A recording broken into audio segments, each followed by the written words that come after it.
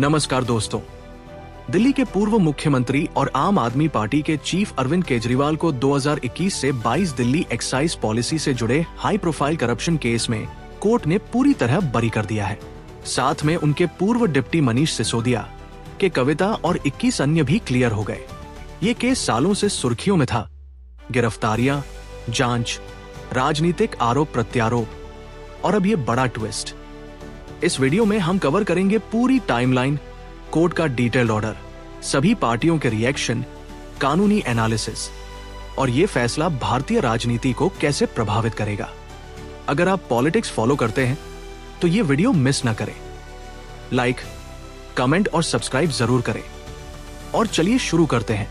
सबसे पहले समझते हैं केस की बैकग्राउंड। 2021 में दिल्ली सरकार ने नई एक्साइज पॉलिसी लॉन्च की, जिसका मकसद था शराब बिजनेस को प्राइवेटाइज करना, रेवेन्यू बढ़ाना और ब्लैक मार्केटिंग रोकना।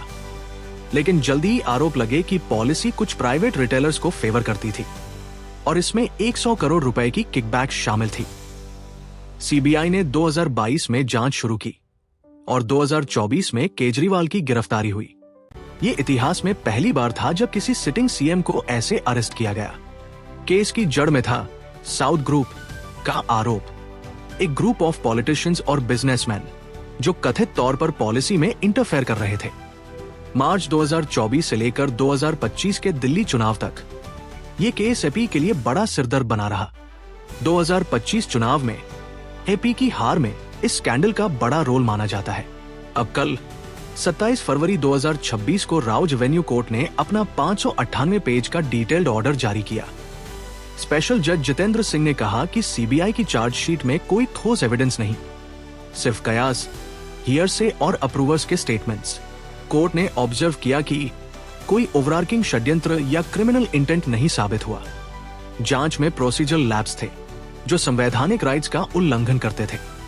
जज ने जांच अधिकारी पर डिपार्टमेंटल इंक्वायरी का ऑर्डर दिया और सभी 23 आरोपी, जिसमें केजरीवाल, सिसोदिया के कविता, मगुंटा श्रीनिवासुलु रेड्डी शामिल, को डिस्चार्ज कर दिया। फैसले के बाद रिएक्शन की बाढ़ आ गई। कोर्ट के बाहर केजरीवाल भावुक हो गए। आंसू पोंछते हुए बोले, मैं हमेशा कहता था कि सच्चाई हमारे साथ है। यह फैसला साबित करता है कि ट्रुथ ऑलवेज विंस। उन्होंने पीएम नरेंद्र मोदी और बीजेपी पर तीखा हमला बोला। इसे स्वतंत्र भारत का सबसे बड़ा पॉलिटिकल कॉन्स्पिरेसी बताया। केजरीवाल ने चैलेंज किया कि अगर बीजेपी दिल्ली में नए चुनाव में 10 से ज्यादा सीटें जीतती है तो वो राजनीति छोड़ देंगे। एएपी ने इसे सत्य की विजय कहा। मनीष सिसोदिया ने कहा, ये न सिर्फ हमारी जीत है बल्कि हर ईमानदार इंसान की जीत है। आज 28 फरवरी को केजरीवाल, सिसोदिया और अन्य एपी लीडर्स हनुमान मंदिर जाकर प्रार्थना करेंगे। के कविता ने एनडीटीवी से कहा, यह राजनीतिक वेंडेटा था। जुडिशियरी ने झूठ का पर्दाफाश किया। दूसरी तरफ बीजेपी ने इसे फाइनल नहीं माना। Bar council of India chairman Manan Kumar Mishra ने कहा, डिस्चार्ज को हाई कोर्ट में चैलेंज किया जा सकता है, ये एक्विटल नहीं है। बिहार मंत्री दिलीप कुमार जायसवाल ने ट्वीट किया कि कोर्ट ने एविडेंस को ठीक से नहीं देखा। सीबीआई ने तुरंत दिल्ली हाई कोर्ट में अपील फाइल की, आर्ग्यूमेंट देते हुए कि ट्रायल कोर्ट ने कई एस्पेक्ट्स इग्नोर किए। सोशल मीडिया पर तूफान आया हुआ है। एक्स, पूर्व ट्विटर, पर कटरी मंदरक, माफी मांगो मोदी और ट्रूथ प्रिवेल्स ट्रेंड कर रहे हैं। एक यूजर ने लिखा, सच्चाई जीत गई लेकिन खोया समय और राजनीतिक नुकसान वापस नहीं आएगा। जबकि बीजेपी सपोर्टर्स कह रहे हैं, ये सिर्फ शुरुआत है, अपील में सच्चाई बाहर आएगी।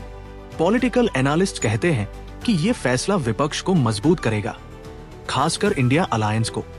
अब आते हैं डीपर एनालिसिस पर। कोर्ट ने सीबीआई की जांच पर गंभीर सवाल उठाए, खासकर साउथ ग्रुप या साउथ लॉबी टर्म पर। जज ने कहा, यह टर्म मनमाना, रीजनली प्रेजुडिशियल और कानून में कोई जगह नहीं रखता। अगर केस चेन्नई में होता तो क्या साउथ ग्रुप कहते, क्यों नॉर्थ ग्रुप नहीं इस्तेमाल किया? कोर्ट ने इसे रिकॉर्ड पर रखा कि ऐसे डिस्क्रिप्टर्स राष्ट्र की एकता और समानता के खिलाफ है। सीबीआई ने तर्क दिया कि ये एक सुविधाजनक कैचलर टर्म था, लेकिन कोर्ट ने खारिज कर दिया। उन्होंने 2000 के एक यूएस अपील्स कोर्ट वर्डिक्ट का रेफरेंस दिया, जहां रेशियल एथनिक टर्म्स के इस्तेमाल से कन्विक्शन रद्द हुआ था। साउथ ग्रुप में हैदराबाद बेस्ड इंडिविजुअल्स शामिल थे, जैसे पूर्व बीआरएस एमएलए के Kavitha Telangana, YSR Congress MP Magunta Srinivasulu Reddy Andhra Pradesh. आरोप था कि मार्च 2021 में वे दिल्ली होटल में मीटिंग कर एपी से कोऑर्डिनेट कर रहे थे और 100 करोड़ की किकबैक्स दी।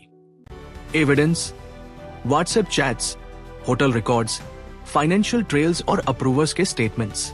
लेकिन कोर्ट ने कहा यह सब अपर्याप्त और पक्षपाती है। यह रिमार्क साउथ इंडियन स्टेट्स के लिए बड़ा इश्यू बन सकता है। केरल, तमिलनाडु चुनाव से पहले नॉर्थ वर्सेस साउथ डिबेट को हवा मिलेगी। कुल मिलाकर सीबीआई की जांच कमजोर साबित हुई, जो फेडरल एजेंसियों की क्रेडिबिलिटी पर सवाल उठाती है। अब सवाल है आगे क्या? सबसे पहले ईडी का मनी लॉन्ड्रिंग केस। ईडी का कहना है कि उनका केस स्टैंडअलोन है, लेकिन सुप्रीम कोर्ट की 2022 ruling Vijay Madan Lal Chaudhary versus union of India साफ कहती है, अगर प्रेडिकेट ऑफेंस सीबीआई केस खत्म हो जाता है या आरोपी डिस्चार्ज एक्विटेड होता है तो ईडी केस भी नहीं टिक सकता। ईडी प्रोसीड्स ऑफ क्राइम पर आधारित है और बिना बेसिक क्राइम के ये वैलिड नहीं। सीबीआई की अपील पेंडिंग है, लेकिन अगर हाई कोर्ट या सुप्रीम कोर्ट ट्रायल कोर्ट के फैसले को अपहोल्ड करता है तो ईडी को बड़ा झटका लगेगा। पॉलिटिकली ये एपी के लिए रिवाइवल का मौका है। पंजाब चुनाव 2027 में है, जहां एपी पावर में है। ये फैसला उन्हें बूस्ट देगा। विपक्षी पार्टियां इसे मोदी सरकार के खिलाफ इस्तेमाल करेंगी, कहते हुए कि जांच एजेंसियां पॉलिटिकल टूल बन गई हैं। लेकिन बीजेपी कह रही है कि जांच जारी रहेगी और अपील में नए एविडेंस आ सकते हैं।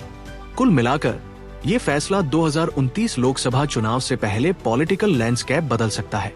तो दोस्तों, ये थी अरविंद केजरीवाल केस की पूरी डिटेल्ड स्टोरी।